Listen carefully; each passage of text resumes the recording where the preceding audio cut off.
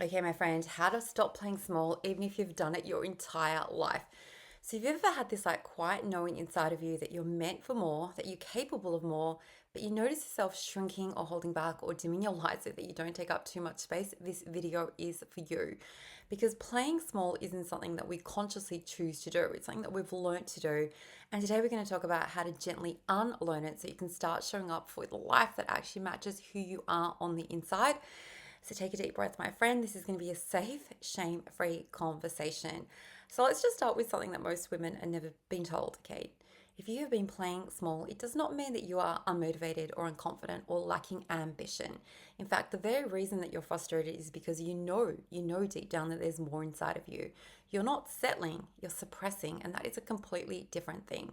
So playing small is actually this self-protective strategy that your brain has learnt, in order to keep you safe and accepted and liked in life.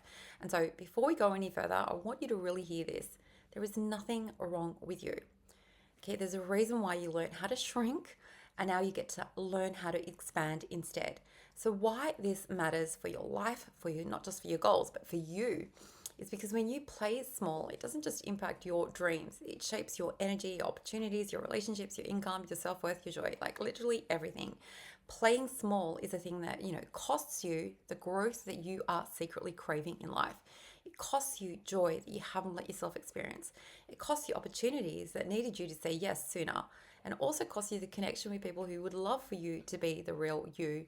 And it also costs you time, precious time that you'll never ever get back. And most women don't regret the things that they tried. What hurts us the most is when we look back and realize that we never gave ourselves the true chance at life, at our goals. And so, why do we learn how to play small, like even though it's not our fault? If you recognize yourself in any of these, it's not because you're weak, it's because you were trained to survive in this way. And so, here are like the most common reasons. Number one is that you were praised for being good rather than being praised for being your unique self, flaws and all. So, growing up, you might have learned that being agreeable or low maintenance, not rocking the boat, very polite, or not too much, that equaled love and approval. So you learned to shrink, to stay small in order to stay safe. Or maybe you had this situation where you feared judgment or rejection, like somewhere along the way your brain actually linked visibility with risk. And so standing out equaled, potential criticism or jealousy or discomfort. And so shrinking felt so much safer. Or maybe you just didn't want to make other people feel uncomfortable. Like so many people like carry this belief that if you shine too bright, that might take away from someone else. And so you dim yourself in order to keep the peace. Or maybe you just didn't feel ready or good enough yet. Okay, so your brain convinced you that you just needed a little bit more confidence, a little bit more clarity, a little bit more qualifications before you could actually go and take up that space.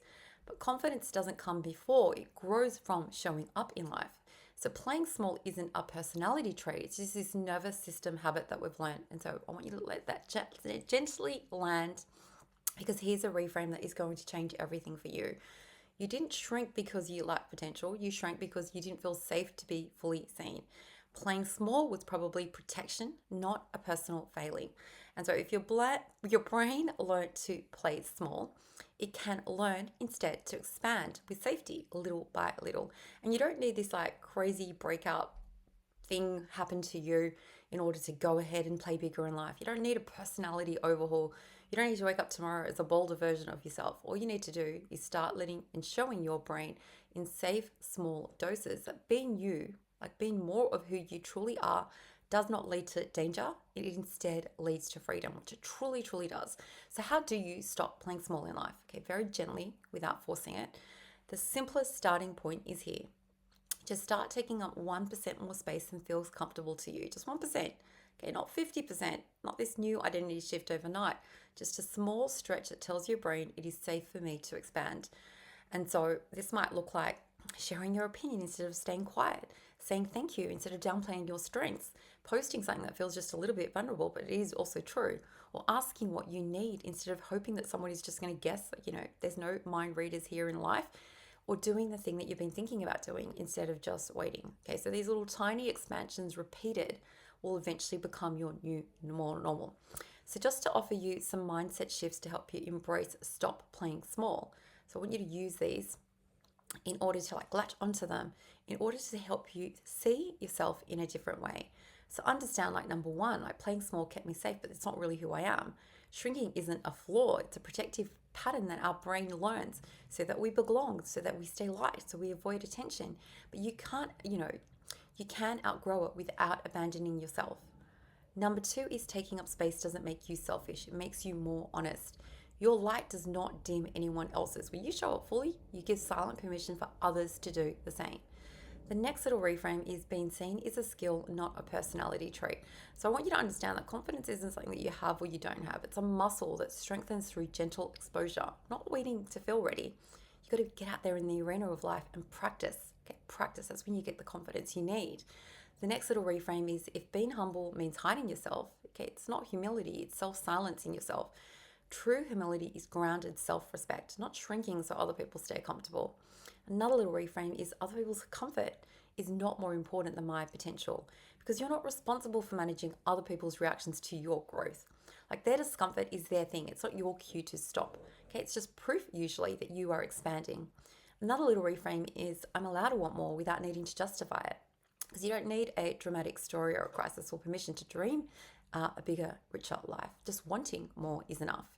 The next little reframe is my gifts are meant to be used, not hidden. What feels ordinary to you may be life-changing for someone else, but only if you share it. The next little reframe is not everyone will support my growth, and that is a sign that I am growing. Okay, not everyone has to approve of you.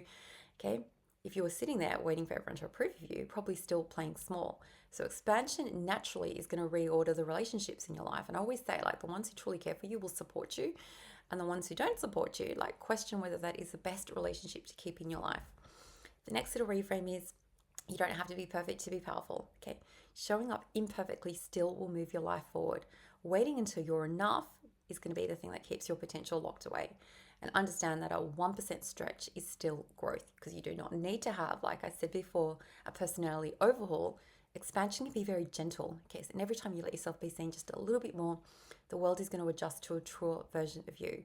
So your very gentle stop playing small challenge for this week is this. I choose one area that you know that you've been shrinking, okay? Not all the areas, just one, and ask yourself, what would taking up 1% more space look like for me in this area this week? And then just do that very one small thing. Not to prove anything, not to impress anyone, but just to show your brain, hang on, I'm allowed to grow. I'm allowed to grow in life. Of course you are. And that one choice is enough to start shifting your identity. If that has resonated with you and you want more support to taking those first small steps, I've created an amazing free guide with 5 powerful thought sheets that are going to help you reduce overthinking, make taking action feel so much lighter, safer, and more doable, especially if you are used to playing small in life. And so if you want a gentle way to just start expanding into the person that you know you're meant to be, the link is waiting for you in the description because playing small might have kept you safe once upon a time. But you're allowed to grow and outgrow that version of yourself that you needed to be in the past, okay? This is your new era. Now, you don't have to be louder or more confident to take up space. You just need to be more you. That's all you need to do.